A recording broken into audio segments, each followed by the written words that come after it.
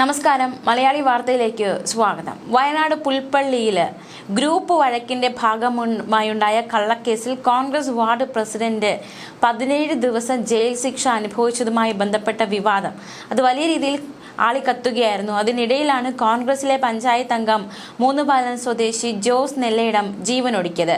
57 വയസ്സായിരുന്നു അദ്ദേഹത്തിന്. ജോസ് അടക്കമുള്ളവർക്ക് കള്ളക്കേസിൽ പങ്കുണ്ടെന്ന് ജയിലിൽ കഴിഞ്ഞ വാർഡ് പ്രസിഡന്റ് കാനാട്ടുമല തങ്കച്ചൻ അന്വേഷണ സംഘത്തിന് മൊഴി നൽകിയിരുന്നു. ഇന്നലെ രാവിലെ 9:30-യോടെയാണ് വീടിന് തൊട്ടടുത്തുള്ള കുളക്കരയിൽ വെച്ച് വിഷലായനി കഴിച്ച ജോസ് കൈത്തണ്ടയിലെ ഞരമ്പ് മുറിച്ച് കാലിൽ കയറ് കെട്ടി കുളത്തിലേക്ക് ചാടിയത്. ശബ്ദം കേട്ടെത്തിയ അയൽവാസി കുഞ്ചരക്കോട്ട് ബെന്നി, അദ്ദേഹമാണ് ഈ കാഴ്ച കാണുന്നത്. ജോസിനെ കരയ്ക്ക് കയറ്റി ആശുപത്രിയിലേക്ക് കൊണ്ടുപോയി. പക്ഷേ അപ്പോഴേക്കും മരണം സംഭവിച്ചു. ജോസ് ഉൾപ്പെടുന്ന കോൺഗ്രസിലെ ഒരു വിഭാഗവും തങ്കച്ചനുമായി ഏതാനും മാസങ്ങളായി കടുത്ത ഭിന്നത ഉണ്ടായിരുന്നു. ജോസും ഈ വിഭാഗത്തിലെ മറ്റു ചില നേതാക്കളും തന്നെ കള്ളക്കേസിൽ കൊടുക്കാൻ മുന്നിൽ നിൽക്കുന്നു എന്നതടക്കമുള്ള പരാതിയാണ് തങ്കച്ചൻ ഉന്നയിച്ചത്. ഈ പരാതിയെ തുടർന്ന് പോലീസ് അന്വേഷണം നടത്തുകയായിരുന്നു.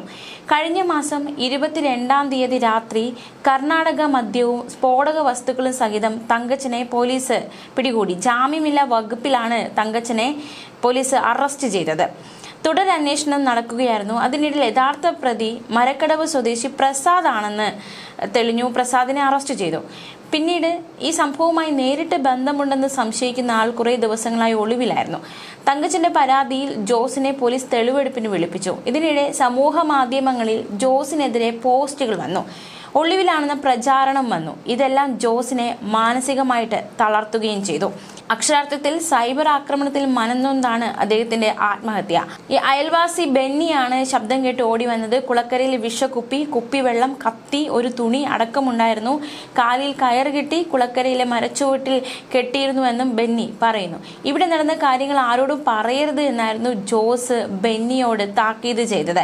മരിക്കാൻ പോകുന്നതിന് മുമ്പ് ബെന്നിയോട് അത്തരത്തിലൊരു ആവശ്യം, അതായത് ഇവിടെ കണ്ട കാര്യം, ഇവിടെ നടന്ന കാര്യം ആരോടും പറയരുത് എന്ന ഒരു ആവശ്യം കൂടി ജോസ് മുന്നോട്ട് വെച്ചിരുന്നു. താനും കുടുംബവും സൈബർ ആക്രമണത്തെ നേരിടുകയാണ്, തന്നെ കൊടുക്കാൻ ശ്രമങ്ങൾ നടക്കുകയാണ് എന്നതടക്കമുള്ള കാര്യങ്ങൾ ജോസ് സുഹൃത്തിനോട് പറഞ്ഞിരുന്നു. കാനാട്ടുമല തങ്കച്ചനും ജോസ് ഉൾപ്പെടുന്ന കോൺഗ്രസിലെ ഒരു വിഭാഗവുമായി ഏതാനും മാസങ്ങളായിട്ടുള്ള പ്രശ്നങ്ങളാണ് ഇത്തരത്തിലൊരു വലിയ ദുരന്തത്തിൽ കലാശിച്ചത്. അതേസമയം വിമർശനങ്ങൾ ഉയരുന്നുണ്ട് സംഭവവുമായി ബന്ധപ്പെട്ട്. അധോലോക മാഫിയയെ പോലും വെല്ലുന്ന വിധത്തിൽ വയനാട്ടിലെ കോൺഗ്രസ് നേതൃത്വം തരം താണിരിക്കുന്നുവെന്ന് CPI ജില്ലാ സെക്രട്ടറി EJ ബാബു.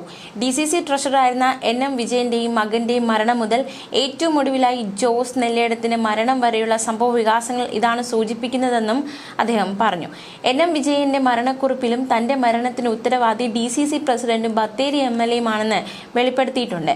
കോൺഗ്രസ് നേതാക്കളുടെ മാഫിയ പ്രവർത്തനങ്ങളെ സംബന്ധിച്ചും പഞ്ചായത്ത് അംഗത്തിന്റെ മരണത്തെ സംബന്ധിച്ചും സമഗ്രമായ അന്വേഷണം വേണമെന്നും അദ്ദേഹം ആവശ്യപ്പെട്ടു. അതേസമയം ഈ ജോസിന്റെ മരണവുമായി ബന്ധപ്പെട്ട് ബന്ധുക്കൾ ആരോപണവുമായി രംഗത്ത് വന്നിട്ടുണ്ട്.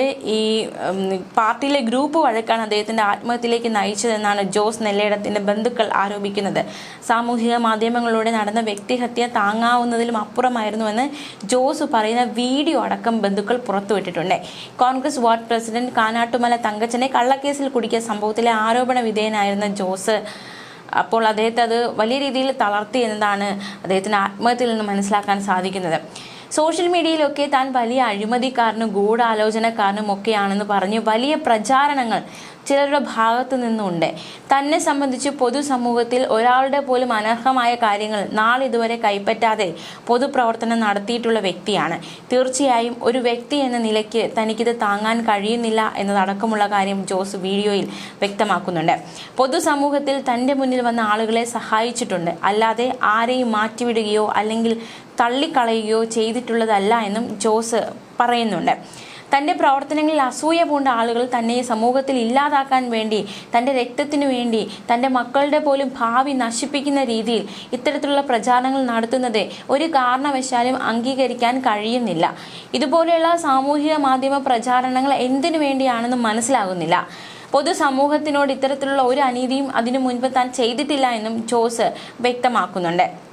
താൻ ഒന്നും ചെയ്തിട്ടില്ല, തനിക്കെതിരെ വന്നത് ആരോപണങ്ങൾ മാത്രമാണ്, താൻ അനീതിയൊന്നും ചെയ്തിട്ടില്ല, പറയത്തക്ക രീതിയിലുള്ള യാതൊന്നും ചെയ്തിട്ടില്ല എന്ന് ജോസ് വാദിക്കുകയാണ്. മാത്രമല്ല അദ്ദേഹം അത് സമർത്ഥിക്കുന്നതിൽ പരാജയപ്പെട്ടു. കാരണം അതിനു മുന്നേ അദ്ദേഹം ആത്മഹത്യ ചെയ്തിരിക്കുകയാണ്. കുടുംബാംഗങ്ങളെ ഒക്കെ ദുഃഖത്തിലാഴ്ത്തിയിരിക്കുകയാണ് അദ്ദേഹത്തിൻ്റെ ആത്മഹത്യ. മുള്ളംകൊല്ലി പഞ്ചായത്തിലെ 2ാം വാർഡായ ഭൂതാനംകുന്നിലെ പ്രതിനിധിയായിരുന്നു ജോസ്. കോൺഗ്രസ് വാർഡ് പ്രസിഡന്റ് കാനാട്ടുമല തങ്കച്ചന്റെ വീട്ടിലാണ് സ്ഫോടക വസ്തുക്കളും കർണാടക മദ്യവും കണ്ടെടുത്തത്. എന്തായാലും ആ കേസുമായി ബന്ധപ്പെട്ടുള്ള ആരോപണങ്ങൾ മറ്റ് കാര്യങ്ങളാണ് അദ്ദേഹത്തിന്റെ ആത്മഹത്യയിലേക്ക് നയിച്ചത്. കേസിൽ അറസ്റ്റിലായ തങ്കച്ചൻ 16 ദിവസമാണ് ജയിലിൽ കിടന്നത്. ജയിൽ മോചിതനായ ശേഷം ജോസ് അടക്കമുള്ളവരാണ് വ്യാജ കേസിന് പിന്നിലെന്ന് തങ്കച്ചൻ ആരോപിച്ചു. കേസ് ആദ്യം അന്വേഷിച്ച ലോക്കൽ പോലീസ് ജോസിനെ ചോദ്യം ചെയ്തിരുന്നു. തങ്കച്ചൻ ജയിൽ മോചിതനായതോടെ കേസ് ബത്തേരി ഡിവൈഎസ്പി ഏറ്റെടുത്ത് അന്വേഷണം തുടങ്ങിയിരുന്നു. ജോസിന്റെ ആത്മഹത്യക്കുറിപ്പ് വീട്ടിൽ നിന്ന് കണ്ടെത്തിയിട്ടുണ്ട്. എന്തായാലും ഗ്രൂപ്പ് വഴക്കിന്റെ ഭാഗമായി ഉണ്ടായ കള്ളക്കേസിൽ കോൺഗ്രസ് വാർഡ് പ്രസിഡന്റ് 17 ദിവസം ജയിൽ ശിക്ഷ അനുഭവിച്ചതുമായി ബന്ധപ്പെട്ട വിവാദം കത്തുന്നതിനിടെയാണ് അതിലൊരു ആരോപണ വിധേയനായ ജോസ് നെല്ലയിടത്തിന്റെ ആത്മഹത്യ. അത് അദ്ദേഹത്തിന്റെ കുടുംബത്തിനെ സംബന്ധിച്ച്, പ്രത്യേകിച്ച് അവർ സാമൂഹ്യ മാധ്യമത്തിലൂടെയുള്ള അധിക്ഷേപങ്ങളിലൂടെ കടന്നുപോയിക്കൊണ്ടിരിക്കുകയായിരുന്നു. ഇത്തരത്തിലുള്ള ആരോപണങ്ങൾ, സൈബർ ആക്രമണം ഒക്കെ നേരിടുന്നതിനിടയിലാണ് ജോസിന്റെ ഒരു വിയോഗവും കൂടി ആ വീട്ടിലേക്ക് എത്തിയത്.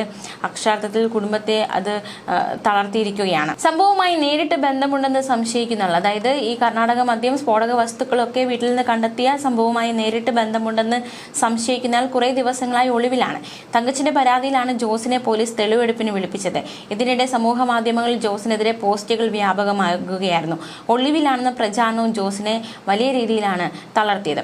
പരമ്പരാഗത കോൺഗ്രസുകാരനായിരുന്ന ജോസ് നെല്ലയിടം പാർട്ടിയുടെ പ്രാദേശിക നേതൃത്വവുമായുണ്ടായ അഭിപ്രായ വ്യത്യാസത്തിൽ പലപ്പോഴും പാർട്ടിയിൽ നിന്ന് പുറത്തായിട്ടുണ്ട്. പക്ഷേ സ്വതന്ത്രനായി വൻ ഭൂരിപക്ഷത്തിൽ വിജയിച്ച് തന്റെ ജനസ്വീകാര്യത തെളിയിച്ച വ്യക്തി കൂടിയാണ് അദ്ദേഹം. കക്ഷി രാഷ്ട്രീയം നോക്കാതെ നാട്ടിൽ എന്ത് കാര്യത്തിനും മുൻനിരയിൽ നിൽക്കും. അദ്ദേഹം മുൻനിരയിൽ പ്രവർത്തിച്ചിരുന്നു എന്നതടക്കമുള്ള ഒരു വെളിപ്പെടുത്തൽ നാട്ടുകാരുടെ ഭാഗത്തു നിന്നും ഉണ്ടായിരിക്കുകയാണ്.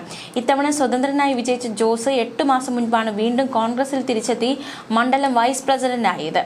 അതിനിടയിലാണ് അസ്വാഭാവികമായ സംഭവങ്ങൾ ഉണ്ടാകുന്നു. അദ്ദേഹത്തെ തളർത്തുന്ന ആരോപണങ്ങൾ ഉണ്ടാകുന്നു. വിമതനായി മത്സരിച്ച് പഞ്ചായത്തിലേക്ക് ജയിച്ച ശേഷം വീണ്ടും കോൺഗ്രസിലേക്ക് എത്തിയ ജോസിനെ തങ്കച്ചന്റെ ജയിൽവാസവുമായി ബന്ധപ്പെട്ട കേസിൽ ചോദ്യം ചെയ്യാനായി പോലീസ് വിളിച്ചു വരുത്തിയിരുന്നു. കേസിൽ ജോസിനെ പ്രതി ചേർത്തിരുന്നില്ല. തന്നെ കള്ളക്കേസിൽ കുടുക്കിയതുമായി ബന്ധപ്പെട്ട് തങ്കച്ച മാധ്യമങ്ങളോട് മറ്റും പറഞ്ഞ 6 പേരുകളിൽ ഉൾപ്പെട്ടയാൾ കൂടിയാണ് ജോസ്. എന്തായാലും അദ്ദേഹത്തിന്റെ ആത്മഹത്യ അത് സകലരെയും വളരെയധികം വേദനയിലാഴ്ത്തിയിരിക്കുകയാണ്. ന്യൂസ് ഡെസ്ക് മലയാളി വാർത്ത.